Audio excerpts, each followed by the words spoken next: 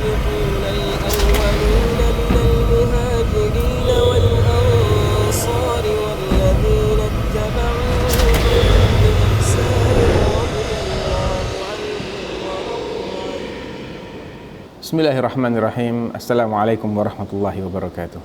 Alhamdulillah wassalatu wassalamu ala khairi khalqillah Muhammad ibn Abdullah wa ala alihi wa sahbihi wa man walah, amma ba'd. Para pemirsa Fatwa TV yang dimuliakan oleh Allah, kembali kita lanjutkan pembahasan kita tentang Sirah Nabawiyah pada seri yang keempat ini. Setelah sebelumnya kita membahas tentang ideologi atau akidah orang-orang jahiliyah secara garis besar, bagaimana keimanan mereka terhadap rububiyah Allah dan penentangan mereka terhadap uluhiyah Allah, bagaimana pengingkaran mereka terhadap adanya kehidupan setelah kematian, dan berbagai macam ideologi-ideologi batil lainnya, maka tentunya semua keyakinan-keyakinan ini akan melahirkan perilaku. Apabila akidahnya menyimpang, maka pasti perilakunya pun akan menyimpang, baik dalam hal ibadah maupun muamalah. Dan berhubung mereka ini memiliki sifat yang sangat fanatik kepada ajaran nenek moyang, otomatis penyimpangan perilaku ini pun menjarah daging, ya, sudah demikian mengakar sebagaimana penyimpangan akidah mereka. Sehingga orang yang seperti ini kondisinya tidak akan merasa bahwasanya itu adalah suatu aib, suatu perbuatan yang menyimpang. Justru mereka akan membanggakan dan menganggap itu sebagai warisan budaya. Salah satu bentuk penyimpangan yang diceritakan oleh Al-Quran terkait akhlak mereka adalah yang difirmankan oleh Allah dalam surat Al-Haqqah ayat ke-33 dan 34. Allah berfirman, "Innahu kana la yu'minu billahil azim wa la yahuddu ala ta'amil miskin." Sesungguhnya dia, orang yang kafir ini, dahulunya tidak pernah beriman kepada Allah yang maha besar, dan dia juga tidak mendorong orang lain untuk memberi makan orang miskin.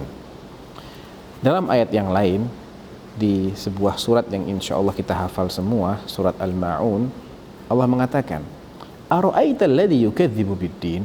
Tidakkah, wahai Muhammad Rasulullah, engkau perhatikan orang-orang yang mendustakan adanya hari pembalasan itu? Fadzalika alladhi yad'ul yatim. Maka itulah orang yang menghardik anak yatim. Lihat bagaimana akhlaknya yang kasar kepada anak yatim akibat dari ketidakimanannya dia kepada hari pembalasan. Wala yahuddu ala ta'amil miskin, dan dia juga tidak pernah mendorong orang lain untuk memberi makan orang miskin. Bentuk lain dari rusaknya perilaku mereka ialah bahwa ritual ibadah yang asal muasalnya adalah ajaran Nabi Ibrahim alaihissalatu wassalam, mereka campur dengan kemusyrikan. Contohnya dengan menempatkan 360 berhala di sekitar Ka'bah, dan mereka tawaf mengelilingi Ka'bah sekaligus mengitari berhala-berhala tersebut.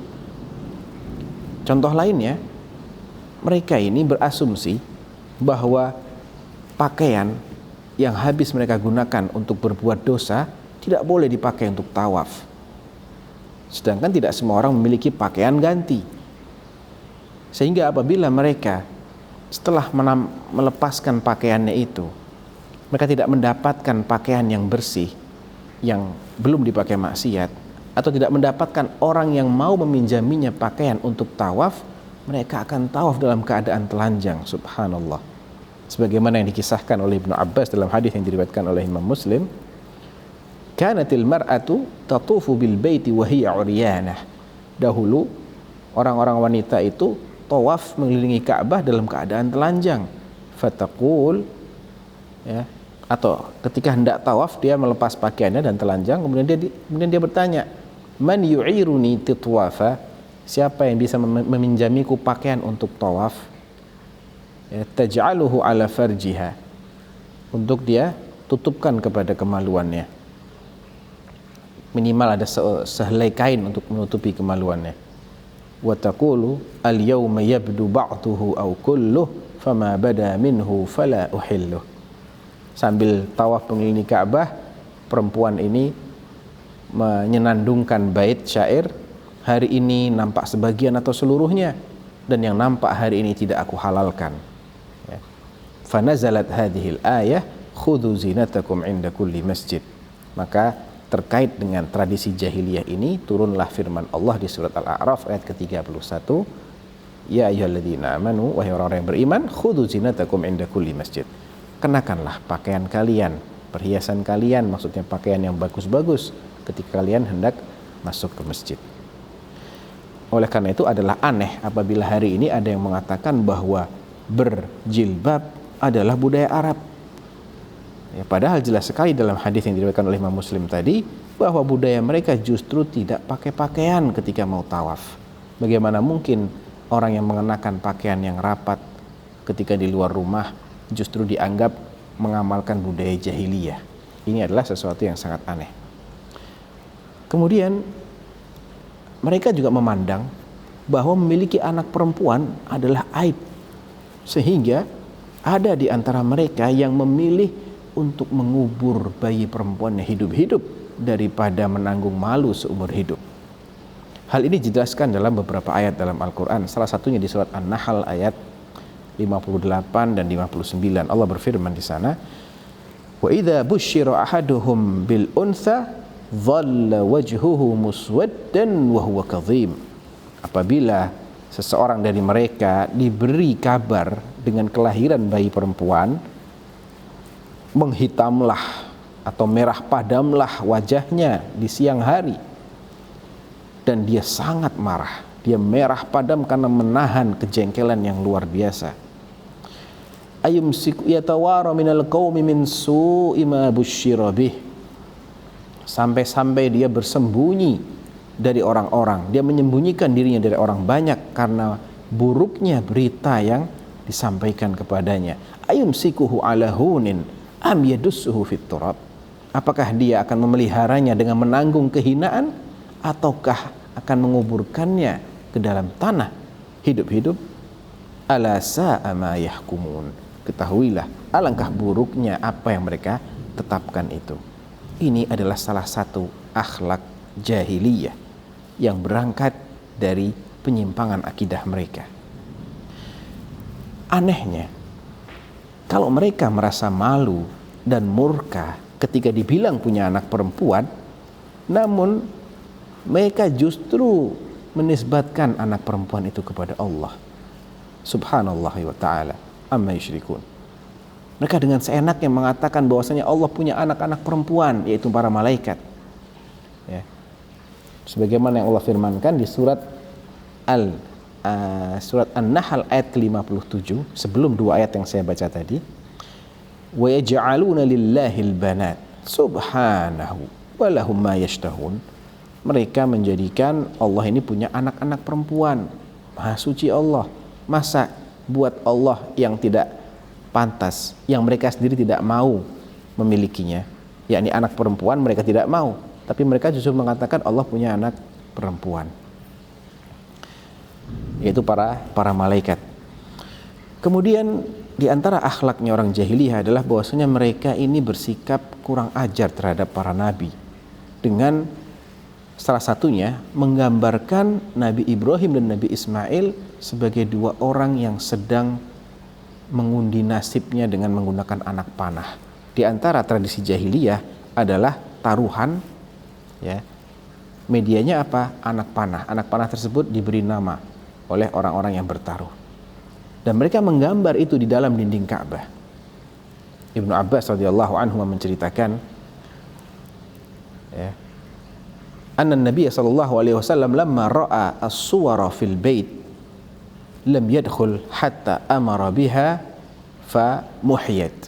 Bahwasanya Nabi SAW sebelum memasuki Ka'bah, beliau melihat ada gambar-gambar di dalam dinding Ka'bah itu.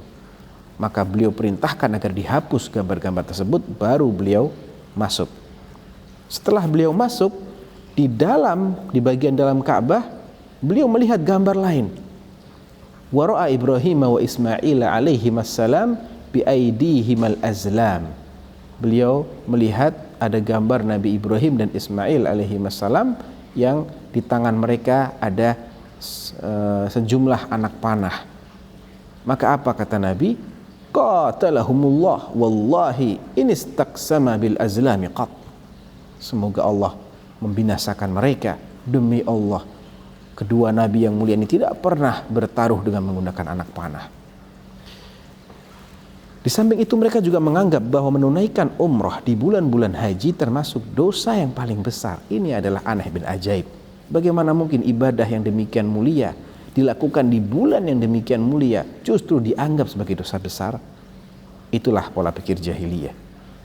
Mereka juga beribadah di dalam Masjidil Haram dengan cara bersiul dan bertepuk tangan. Allah mengatakan, "Wa ma kana salatuhum 'indal baiti illa muka'an wa tasdiyah." Ibadah mereka di Baitullah itu tidak lain tidak bukan adalah bertepuk tangan dan bersiul-siul. Mereka juga tidak mau melakukan tawaf dengan pakaian yang habis dipakai dosa. Namun di saat yang bersamaan mereka melakukan kemungkaran lainnya di Baitullah, seperti telanjang, bersiul, bertepuk tangan dan lain-lain. Padahal mereka mengklaim bahwa mereka ini adalah orang-orang yang menghargai Baitullah dan memelihara Baitullah. Inilah kontradiksi antara ucapan dengan perbuatan yang menjadi ciri khas orang-orang jahiliyah. Akhlak mereka yang lain adalah suka mencela nasab orang, membanggakan prestasi leluhur, meratapi orang mati, dan minta hujan kepada benda-benda langit. Sebagaimana yang disabdakan oleh Nabi SAW dalam sebuah hadis yang muttafaq alaih, riwayat Imam Bukhari dan Muslim dalam sahihnya yang berbunyi, "Arba'un fi ummati min amril jahiliyah la yatrukuhun." Ada 4 hal di umatku, pada umatku yang termasuk ajaran jahiliyah dan mereka tidak akan meninggalkannya. Kemudian beliau menyebutkan masalah membanggakan prestasi leluhur, menjatuhkan atau mencela nasab orang lain, mengharapkan hujan dari benda-benda langit, dan meratapi orang mati. Di antara akhlak mereka yang lain adalah mereka suka mencela orang lain akibat perbuatan orang tuanya atau gara-gara orang tuanya. Sebagaimana yang diriwayatkan oleh Imam Bukhari dan Muslim dalam sahihnya dari sahabat Abu Dzar Al-Ghifari radhiyallahu anhu, annahu kana baini wa baina rajulin min ikhwani kalamun. Abu Dzar mengisahkan bahwa dia pernah terlibat perang mulut antara dia dengan salah satu temannya, saudaranya se-Islam. Wa kanat ummuhu a'jamiyah. Kebetulan orang yang terlibat perang mulut denganku ini, kata Abu Dzar, ibunya bukan orang Arab.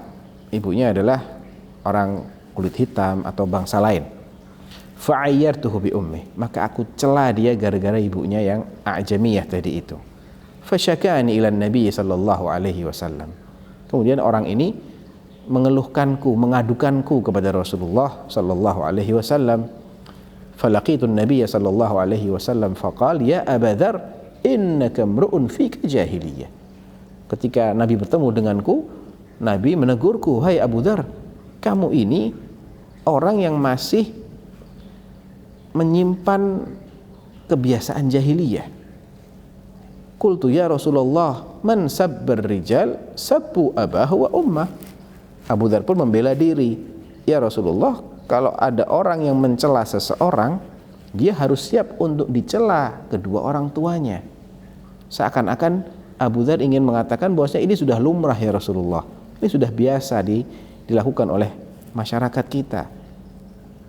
Namun Nabi SAW kembali mengatakan, ya Abu Dzar, innaka mru'un fika jahiliyah. Wahai Abu Dzar, kamu ini memang orang yang masih menyimpan kebiasaan jahiliyah.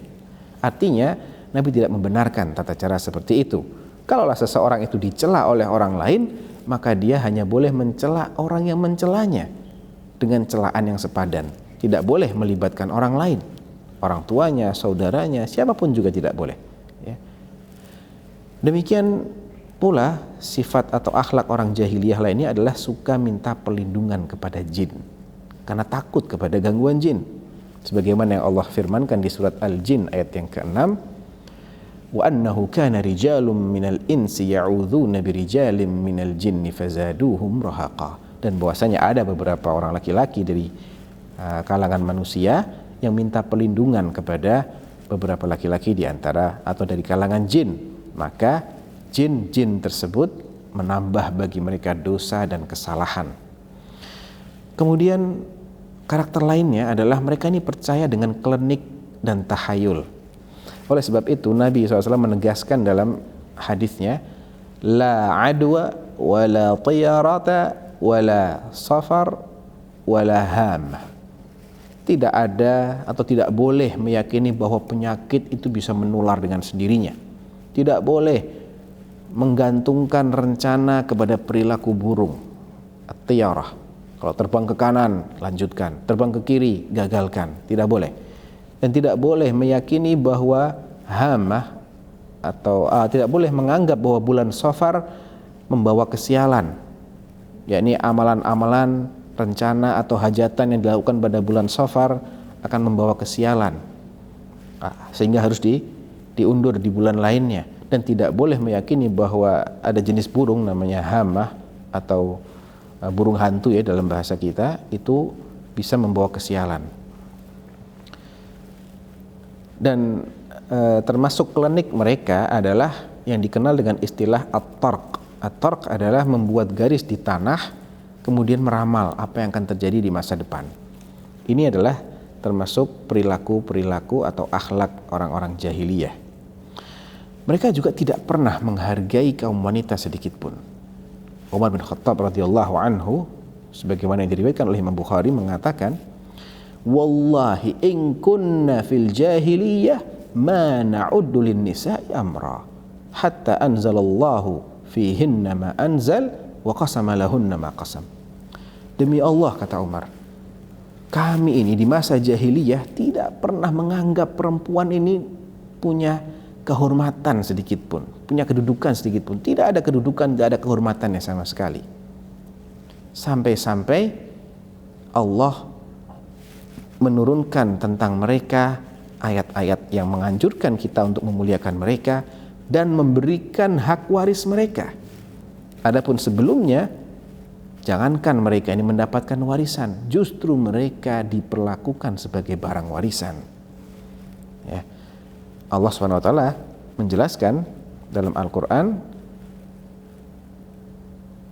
dalam ayat yang ya ayyuhalladzina amanu la yahillu lakum an tarithun nisaa karha. Wahai orang-orang yang beriman, tidak halal bagi kalian, tidak boleh kalian itu mempusakai kaum wanita dengan paksa. Maksudnya menjadikan mereka sebagai jatah warisan kalian dengan paksa. Tidak boleh. Dalam menafsirkan ayat ini, Ibnu Abbas radhiyallahu anhu mengatakan, kanu idza matatir rajul kana awliya'uhu ahaqqu bimra'atih. Dahulu bila seorang laki-laki itu mati, maka ahli warisnya lebih berhak terhadap jandanya. In syaa ba'dhum tazawwajaha, kalau ada di antara ahli warisnya itu yang berminat, dia akan nikahi jandanya laki-laki itu. Wa in sya'u zawwajaha, atau mereka juga boleh menikahkan perempuan ini dengan laki-laki lain. Wa in sya'u lam yuzawwijha, atau kalau mereka mau dibiarkan menjanda terus. Fahum ahaqqu biha min ahliha, fanazalat hadhil ayah fi dzalik. Jadi menurut orang-orang jahiliyah, ahli waris laki-laki yang mati itu lebih berkuasa, lebih berhak terhadap si janda itu daripada keluarganya si janda tersebut. Sampai oleh karena itu Allah menurunkan ayat, ya ayyuhalladzina amanu la tarithun nisaa karha. Janganlah kalian mempusakai atau mewarisi wanita itu secara paksa. Maksudnya menjadikan mereka sebagai barang warisan dan tidak memberi mereka hak untuk menentukan pilihan hidupnya sedikit pun. Saudaraku yang dirahmati oleh Allah Subhanahu wa taala, itu adalah beberapa gambaran singkat tentang akhlak orang-orang jahiliyah. Akan tapi di akhir seri kita kali ini, kita akan menyimpulkan beberapa poin terpenting yang perlu kita renungi. Yang pertama, kerusakan pada perilaku merupakan buah nyata dari rusaknya keyakinan. Sebagaimana akhlak mulia merupakan buah manis dari akidah sahihah. Oleh karena itu, Allah Subhanahu wa taala menceritakan dalam Al-Qur'an, "Alam tara kaifa daraballahu mathalan kalimatan thayyibah ka syajaratin thayyibah?" Tidakkah engkau perhatikan bagaimana Allah membuat perumpamaan ucapan yang baik seperti pohon yang baik? Bagaimanakah kriteria pohon yang baik itu? Allah jelaskan, asluha thabit, akarnya menghujam kokoh ke dalam tanah, wa far'uha fis sama, adapun cabangnya, batangnya menjulang tinggi ke atas. Tu'ti ukulaha kulla hinin biidzni rabbiha, dan pohon yang baik ini akan senantiasa memberikan buahnya di setiap waktu atas izin Allah. Sedangkan sebaliknya, wa daraballahu mathalan kalimatan khabithah ka syajaratin khabithah ijtussat min fawqil ard. Allah membuat perumpamaan kata-kata yang buruk, ucapan yang buruk seperti pohon yang busuk yang sudah tercabut dari permukaan tanah, malaha min qarar, tidak lagi bisa tegak berdiri. Ini jelas bahwa yang namanya akidah yang diibaratkan dengan akar, kalau dia baik, dia akan menghasilkan buah yang baik, akhlak yang baik, tutur kata yang baik, dan sikap yang baik. Namun sebaliknya, ketika yang nampak itu buruk, maka pasti itu berangkat dari akidah yang tidak benar. Pelajaran kedua, pemirsa yang dirahmati oleh Allah, adalah sumber utama perilaku tercela adalah kekafiran dan kemusyrikan. Mengapa demikian? Sebab orang kafir atau orang musyrik adalah orang yang tidak menghargai hak Allah sama sekali. Padahal Allah demikian baiknya kepada mereka, demikian besar jasanya kepada manusia. Tak terhitung berapa banyak nikmat Allah Subhanahu wa taala yang telah kita gunakan selama ini, dan Allah memberikannya kepada semua makhluknya tanpa hitungan. Mukminnya, kafirnya, solehnya, fasiknya, semua mendapatkan curahan nikmat Allah. Maka alangkah kurang ajarnya orang-orang yang masih menduakan Allah dengan makhluknya, masih menyejajarkan Allah dengan ciptaannya. Oleh karena itu, kalaulah hak dari Allah yang demikian berjasa saja sudah tidak diakui, tidak dibalas, maka pastilah hak makhluk sesama manusia akan lebih tidak berharga di matanya. Kalaupun ada orang kafir yang terkesan menghargai, maka sejatinya itu bukanlah sikap yang tulus, namun semata-mata demi kepentingan pribadinya. Ketika masih ada maslahat, dia akan bermanis muka. Ketika sudah tidak ada maslahat, akan keluarlah sifat aslinya. Yang ketiga, untuk memperbaiki moral dan perilaku harus diawali dengan perbaikan keyakinan terlebih dahulu, sebagaimana yang dipraktikkan oleh Nabi SAW dengan berdakwah 13 tahun di kota Makkah. Dan dakwah beliau ini tidak banyak membahas berbagai macam problematika, ya. Beliau hanya stressing pada masalah uluhiyah Allah dan mengimani hari akhir. Itu yang paling sering dibahas. Ada beberapa pembahasan lain, iman kepada malaikat, kepada kitab, kepada para rasul, dan kepada takdir. Namun yang paling sering ditekankan adalah mengimani uluhiyah Allah dan mengimani adanya hari pembalasan. Pelajaran berikutnya bahwa semua perilaku jahiliyah, semua ideologi jahiliyah hukumnya haram untuk diikuti, walaupun masih ditemukan di kalangan atau di tengah-tengah umat Islam sampai hari ini. Jadi jangan sampai kita memahami bahwa ketika Nabi mengatakan arba'un fi ummati min amril jahiliyah la yatrukuhun, ada 4 hal di tengah-tengah umatku yang termasuk tradisi jahiliyah, ajaran jahiliyah, dan mereka tidak akan meninggalkannya. Jangan sampai difahami bahwasanya ini berarti Nabi merestui terjadinya perbuatan tersebut. Ini adalah pemahaman yang salah kaprah, pemahaman yang sangat berbahaya, ya, karena Nabi SAW menceritakan demikian bukan supaya dilestarikan, namun supaya diwaspadai. Sebagaimana Nabi SAW mengatakan bahwasanya umatnya masih ada yang berbuat syirik sampai hari kiamat. Namun tidak berarti sama sekali bahwasanya perilaku kemusyrikan itu dibenarkan. Allah bahkan mengatakan wa ma yu'minu aktsaruhum billah illa wa hum musyrikun. Tidaklah kebanyakan mereka itu beriman kepada Allah melainkan imannya mereka dalam keadaan musyrik juga. Yang keenam, orang jahiliyah adalah penyembah banyak Tuhan. Ada yang menyembah malaikat, ada yang menyembah orang soleh yang diwujudkan sebagai berhala, ada yang menyembah benda langit, ada yang menyembah jin, pepohonan, bebatuan, dan lain sebagainya. Tapi keanekaragaman ideologi kufur tersebut tidak memberikan keistimewaan sedikit pun bagi mereka. Sebab Nabi menganggap mereka semuanya adalah orang musyrik, semuanya adalah orang kafir, dan melancarkan perlawanan yang sengit kepada mereka semua tanpa dibeda-bedakan. Apakah yang mengimani malaikat ataukah yang mengimani jin, semuanya dianggap sebagai orang musyrik. Dan yang keenam, bahwa kemusyrikan yang dilakukan oleh orang jahiliyah sebenarnya lebih ringan daripada yang dilakukan oleh sebagian kalangan yang mengaku muslim hari ini. Sebab orang jahiliyah biasanya berbuat syirik, ya, minta kepada selain Allah tatkala mereka lapang, tatkala mereka dalam kondisi aman, tidak ada kekhawatiran. Namun ketika mereka sedang dalam kondisi darurat, diombang-ambingkan oleh ombak di lautan, mereka hanya menyebut Allah. Wa idza ghasyiyahum maujun kadzulali da'awullaha mukhlishina lahuddin falamma najjahum ilal barri idzahum yusyrikun. Ya. Mereka hanya berbuat syirik begitu mereka berlabuh lagi di daratan. Di tengah lautan mereka hanya menyebut Allah Subhanahu wa ta'ala, sehingga kita harus lebih waspada karena ternyata syiriknya orang sekarang lebih parah daripada syiriknya orang zaman dahulu. Demikian para pemirsa yang dirahmati oleh Allah, mudah-mudahan bermanfaat. Wallahu taala a'lam. Wa sallallahu ala nabiyyina Muhammadin wa ala alihi wa sahbihi wasallam. Wassalamualaikum warahmatullahi wabarakatuh.